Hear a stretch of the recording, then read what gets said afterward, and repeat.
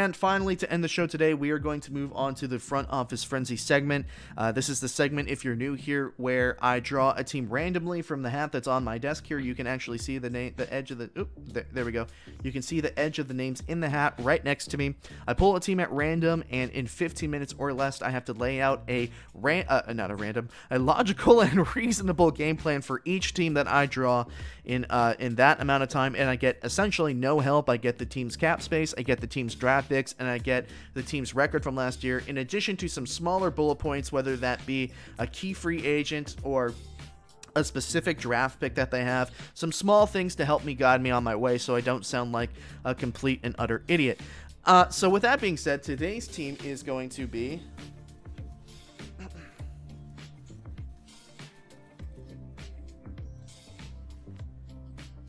Today's team is going to be... Oh, this is a small piece of paper. Holy moly. Ooh. Okay, today's team is going to be the Buffalo Bills. So, the Buffalo Bills obviously were in the AFC Championship Game this last season.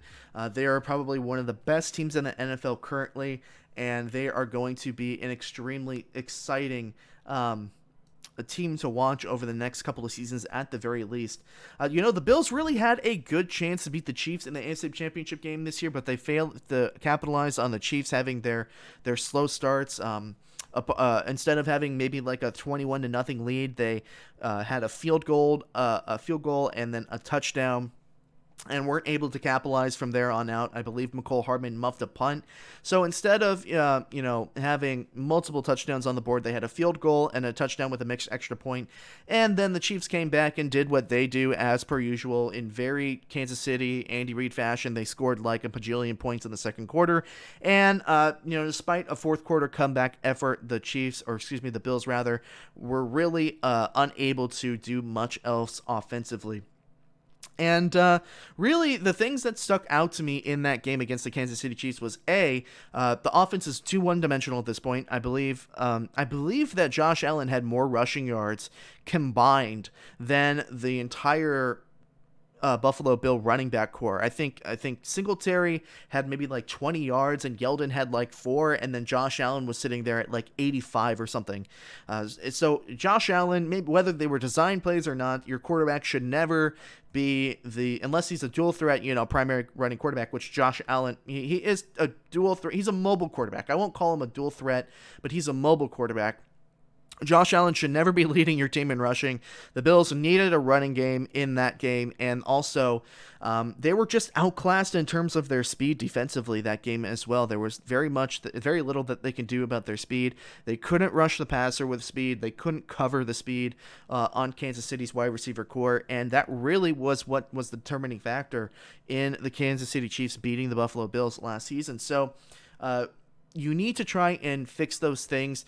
The Bills are negative $2.1 million in cap space. They had a 13-3 record in 2020 last season. I forgot to do the rundown at the very beginning, so we'll just do that now.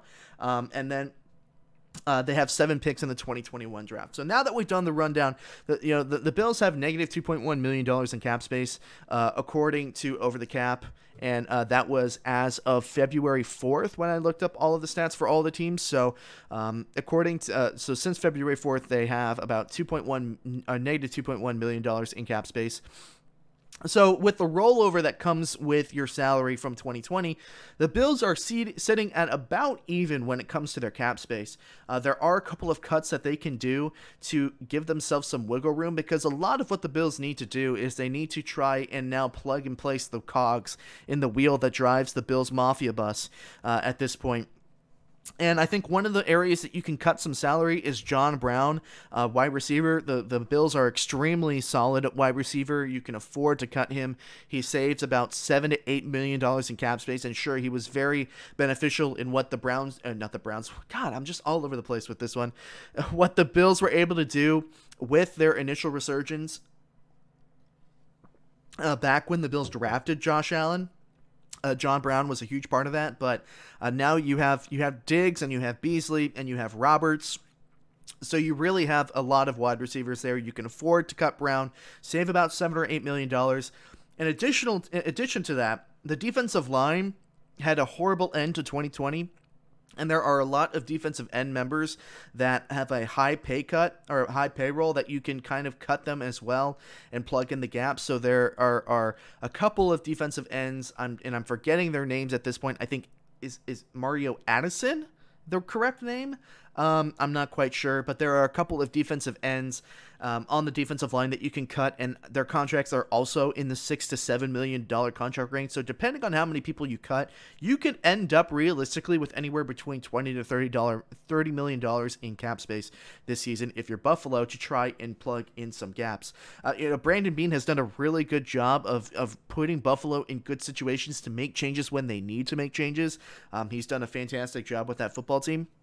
And he's going to need to make a couple of more really interesting decisions and tough decisions to try and give the Buffalo Bills some wiggle space, because they are literally on the cusp of being that Super Bowl contending team. But if they're going to run into the Chiefs pretty much every single year based on how this year's game went, you're going to need to make some changes. And again, I felt like the lack of speed was very apparent. I felt like the lack of a running game and making the offense one-dimensional really hurt the Buffalo Bills. And the defensive line, especially with what we saw the Buccaneers do to Patrick Mahomes in the Super Bowl, and maybe that's not really fair considering that the Chiefs were missing starters in the Super Bowl, but regardless, to see what the Buccaneers did to the Chiefs' offensive line in the Super Bowl, the Bills only got one sack.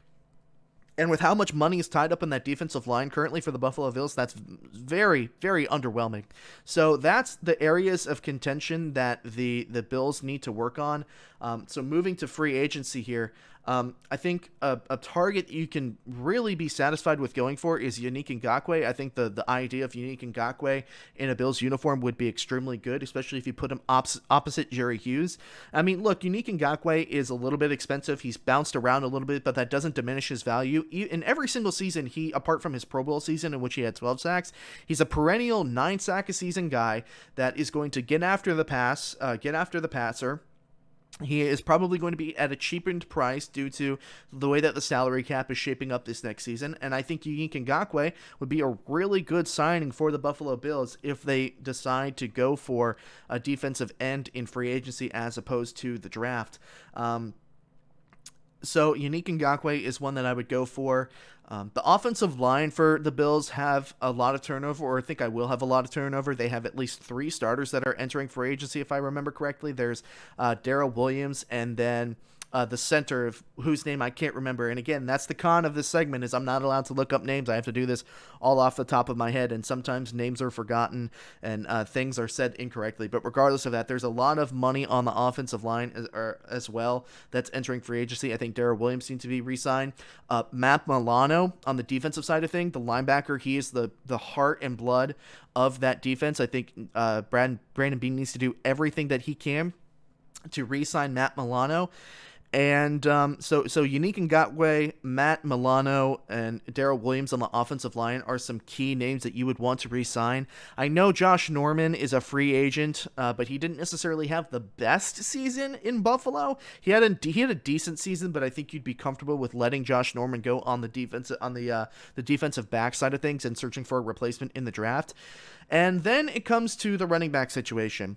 Now, depending on how much money the Bills can free up with their cuts on the defensive line, and with John Brown, which I suggest that they release, depending on how much or how many people that they cut, that determines where you're going to be able to find your value for a running back, whether you need to go to the draft or you need to go to free agency.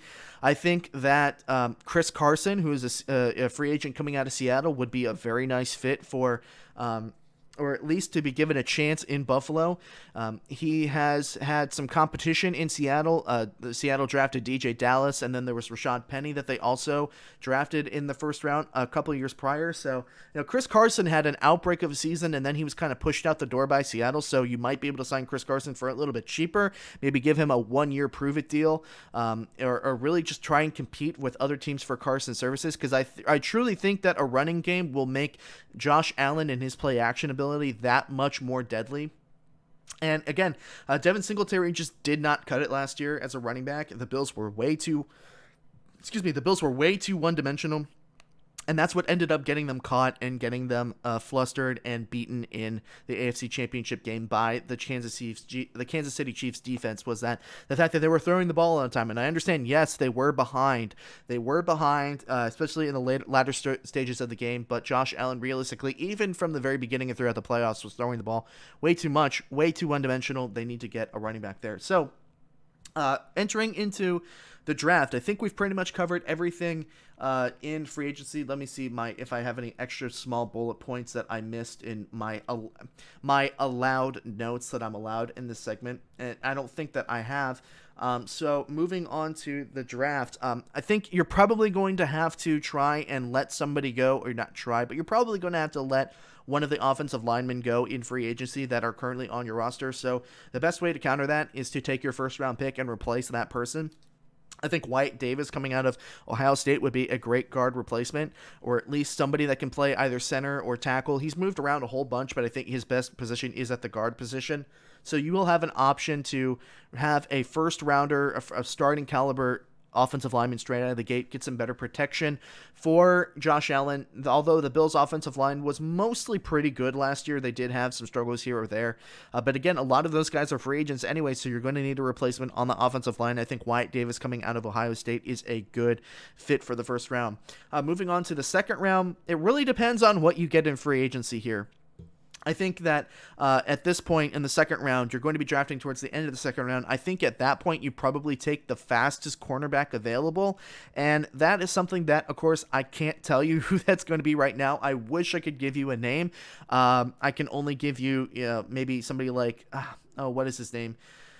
I think it's Jefferson, Jefferson out of UCF. Maybe that's a name that you potentially, I'm not quite sure how fast he is, but regardless, you're going to want to probably draft the fastest cornerback in the draft available at that point to try and contend with the speed of a team like Kansas City. Now, I know everything doesn't need to be about how do you counter Kansas City, but especially with Josh Norman more than likely leaving in free agency, and depending on whether you want to try and get a mid-level signing quarterback in free agency, you might want to take a second-round draft pick on a cornerback, make him fast, make him speedy.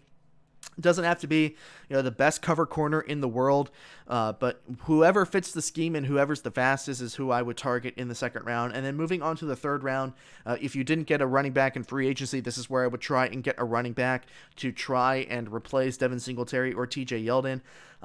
Maybe Trey Sermon. If you're going to draft Wyatt Davis in the first round for Ohio State, maybe you want to take Trey Sermon in the third round because he's more than likely going to be available at that point. There's some familiarity. Trey Sermon, we haven't seen necessarily a lot from, but when he did have that monster game against Northwestern and then against Clemson in the college football playoff, Trey Sermon could be a really nice fit, or at least a challenge to try and stimulate the run game for Buffalo. And then in the later rounds, maybe try and get a replacement wide receiver for John Brown, maybe a third day, 6th or 7th round pick that you can plug in to add some roster depth. And what the Bills also really need, and something that I really forgot until just this point, is that the Bills need some kind of tight end. Tyler Kroft really was a very disappointing signing from a couple of years ago. He never really developed into much. So maybe take your 4th round pick or your 5th round pick or whatever. I don't think the Bills actually have a 4th round pick.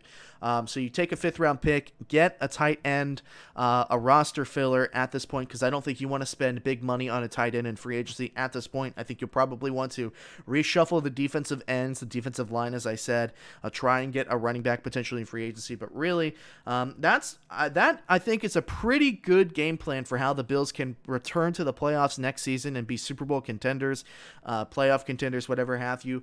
Hopefully you all enjoyed that segment. That is the end of the show.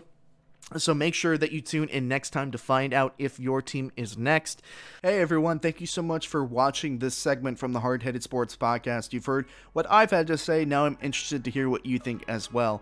If you enjoyed this highlight from the show and want to watch more highlights from the show as they come out after the show's completion, you should definitely subscribe to the YouTube channel, and if you're interested in listening to the entire show in its full-length entirety, you should follow the show on Spotify, Apple Podcasts, Google Podcasts, and Anchor. Thank you so much for watching. I will see you all very soon.